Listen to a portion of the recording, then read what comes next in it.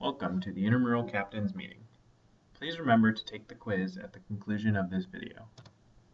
Captains have numerous responsibilities, including understanding team policies, relaying information to team members, and game day procedures.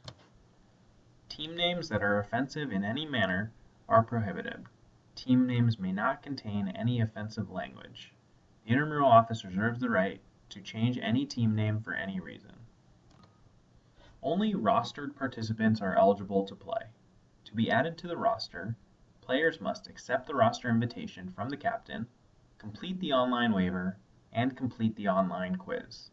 To be eligible for playoffs, players must be listed on the roster prior to the end of the regular season.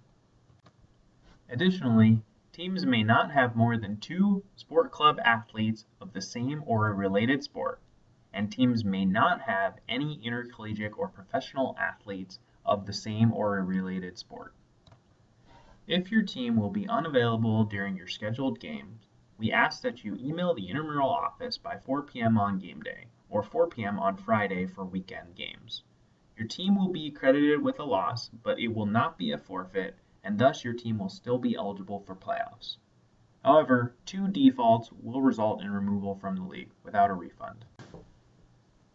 A forfeit is when no players are present at game time and no notification is given, or when sportsmanship issues lead to a game being canceled by the officials.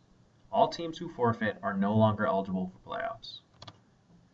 On to the 5-on-5 Broomball rules. Teams may have 5 players on the ice, including the goalie. Teams must have at least 3 players to begin a game. Games will consist of 2 16-minute halves running time.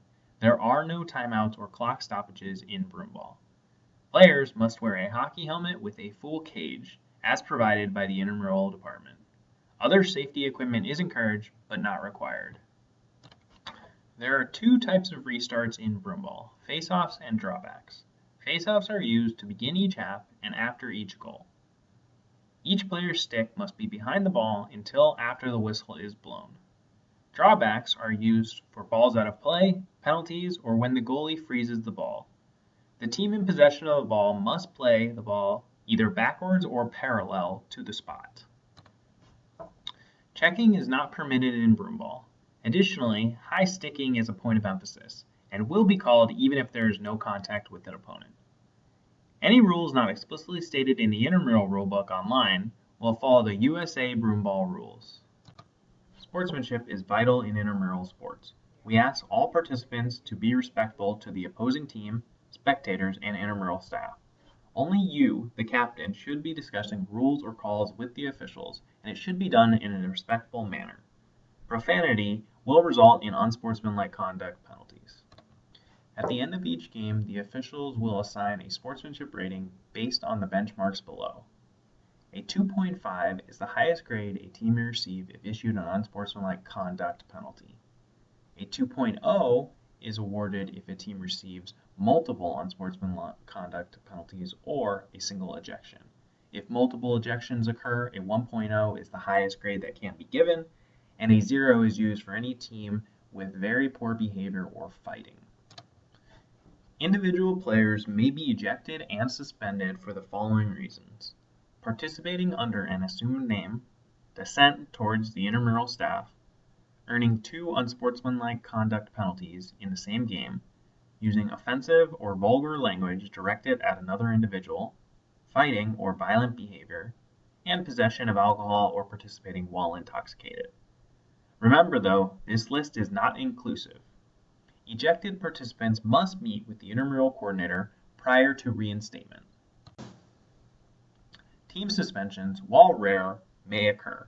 The intramural office reserves the right to remove or suspend teams with behavioral issues without a refund.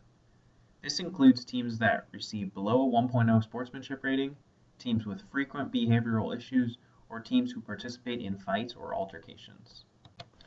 Remember the following game day procedures.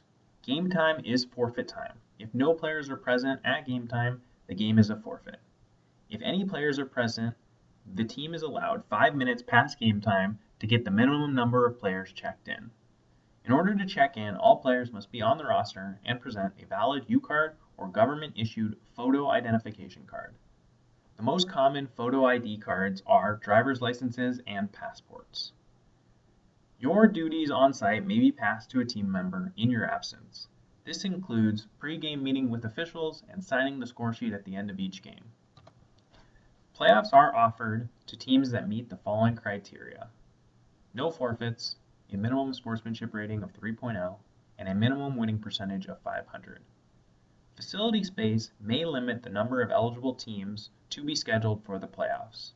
And remember, the intramural office reserves the right to remove any team from the postseason for disciplinary reasons. Here in Minnesota, inclement weather can be a concern. If you are concerned with your game status, please check Twitter 30 minutes prior to your game for updates. The intramural Twitter handle is @UMNIMSports. Remember, games are rarely canceled. The intramural office is located on the second floor of the Recwell Center, suite number 278. The preferred method of communication with the intramural office is by email at imsports@umn.edu or by phone at 612-625-8094. Remember to take the quiz on IM Leagues to get credit for this meeting. Good luck this season, and we'll see you on the fields.